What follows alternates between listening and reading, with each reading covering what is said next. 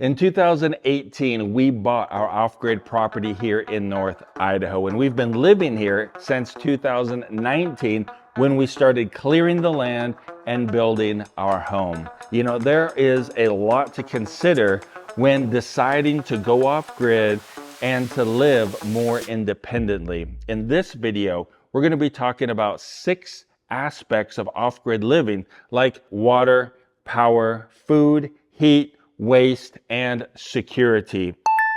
We'll show you the solutions that we found helpful, and hopefully you'll be able to get some inspiration from those as you're starting out beginning your off-grid homestead journey as well. And now, 5 years later, this is where we are.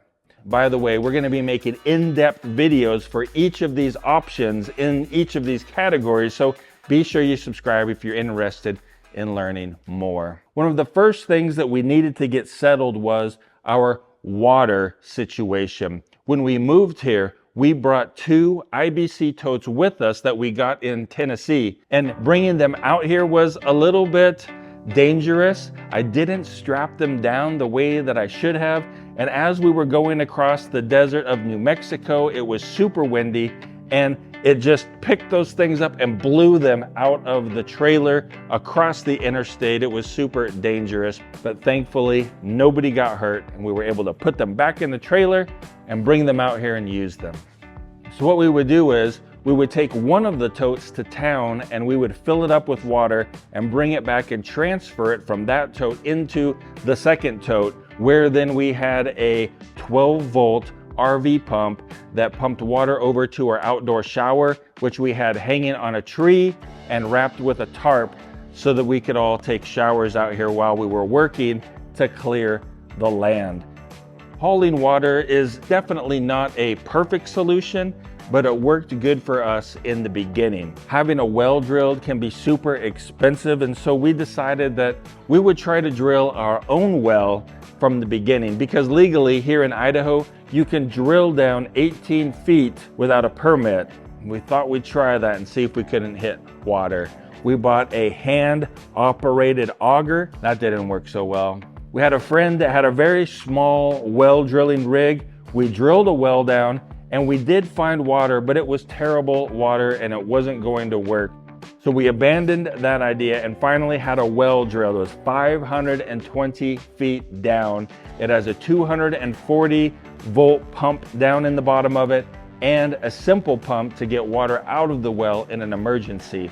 We started off by transferring water from that well into a 2,500 gallon water tank that we had here on our property until we eventually got our cabin all plumbed in and could set a pressure tank and have our house set up like a normal house with a pressure tank. Another thing that we needed to consider is how are we going to power everything to build the house, get the water out of the well, lights, and all of that kind of stuff. Well, we started off with a very small solar system where we just had the panels kind of laying on the ground and used that to run a couple of light bulbs in our camp and power the pump for our shower. This first project was super small, but it allowed us to get our feet wet with solar power. The first real building project was actually to build the solar shed that housed the equipment and the batteries. That shed is still here on the property. It's still being used as our solar shed. Even though it's been moved around the property a couple times, it's now over in its permanent location and houses our full, big, off-grid solar system. We've got 30 panels that face to the south. They're adjustable so that you can get the optimal amount of sun in summer and winter. Our solar system is working great and we're able to power everything that we need to power. One of our goals was to become more food independent. And so we started off by designating an area of our property as a garden. We fenced it in with electric fencing to try to keep the deer and the moose out. It did a pretty good job, but they still got in on occasion. We also built a chicken coop, and Jules loves the chickens. She goes out there every day and takes care of them. We have got fresh eggs every day, year around. If you'd like to get the plans to our chicken coop, there is a link down in the description below. Next, we built a greenhouse to extend our growing season here in North Idaho and to make it easier to protect our food from the deer.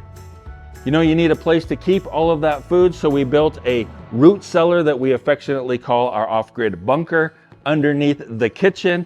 It's kind of a multi-purpose room. It's used for food storage, a pantry, and also it could be a great hiding location if the zombies were ever to come and try and get us. Living in North Idaho, heat is a major concern, and so we installed our wood stove. We had to clear the land when we first moved here, and so we had a ton of firewood from cutting down all of those trees. But over the years to come, we still have several acres that we need to thin, so we should have wood off of our property pretty much indefinitely. Along the way, we built a garage and an apartment above the garage. We put a furnace in that apartment because we didn't want our guests having to mess with a wood stove and possibly burning down our homestead, so they get a furnace.